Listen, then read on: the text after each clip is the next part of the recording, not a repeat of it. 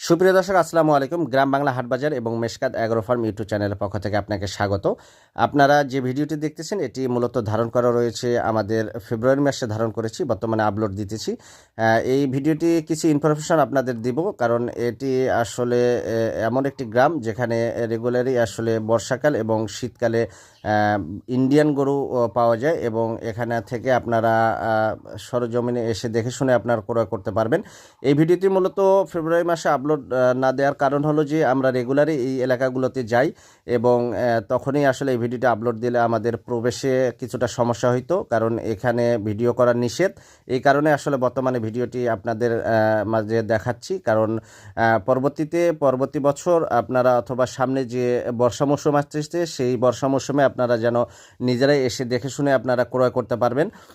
এটি মূলত বর্ডার এলাকার খুব কাছের একটি জায়গা। এটি মূলত কুড়িগ্রাম জেলার ভুরুঙ্গামারী এলাকা এটি, এবং এটি ভুরুঙ্গামারীর হাটের পাশেই একটি গ্রাম রয়েছে, যেখানে রাত্রে গরুগুলো পার হয়ে এসে এখানে গরুগুলো রাখা হয়, এবং হাটে তোলার পরে বৈধভাবে হাসিল করে আপনারা এই গরুগুলো নিয়ে আসতে পারবেন।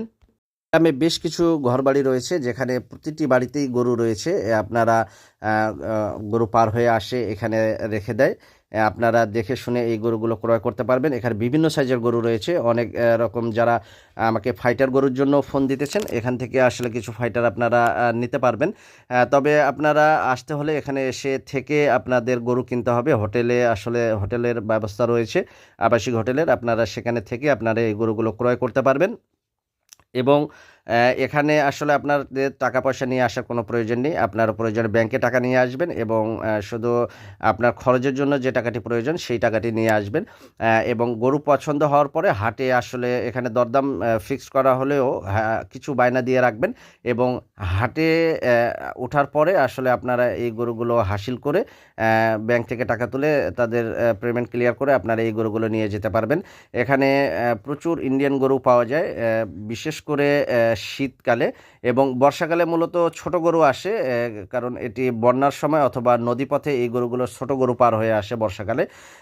এবং শীতকালে আসলে অনেক সময় কাঁটাতার কেটে আসলে বড় গরু নিয়ে আসে ইন্ডিয়ান কিছু ব্যাপারী, এবং বাংলাদেশে দুই পক্ষর সহযোগিতায় এই গরুগুলো নিয়ে আসে, চোরাইভাবে এই গরুগুলো নিয়ে আসে, এবং হাটে হাসিলের পরে এই গরুগুলো বৈধ হয়ে যায়।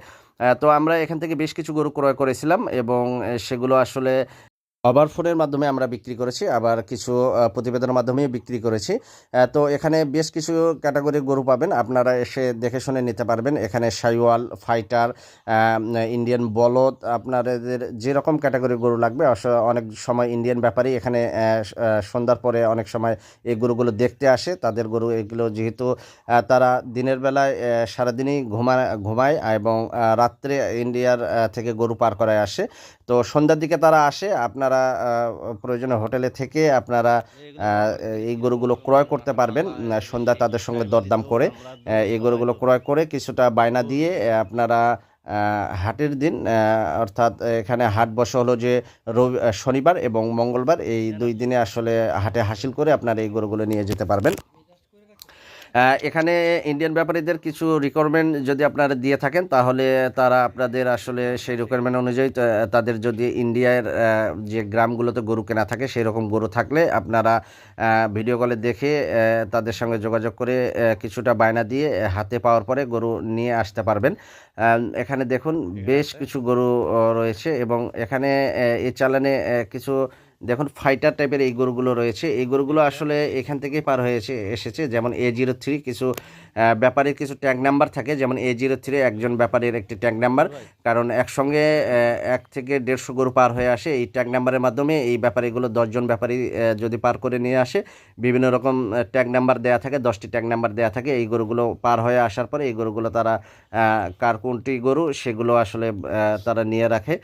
এখানে বেশ কিছু ফাইটার এই বছর এই গ্রাম দিয়ে পার হয়ে এসেছে, এবং আপনারা বর্ষাকালে ছোট গরু পার হয়ে আসবে, এবং শীতকালে মূলত বড় গরু পার হয়ে আসবে।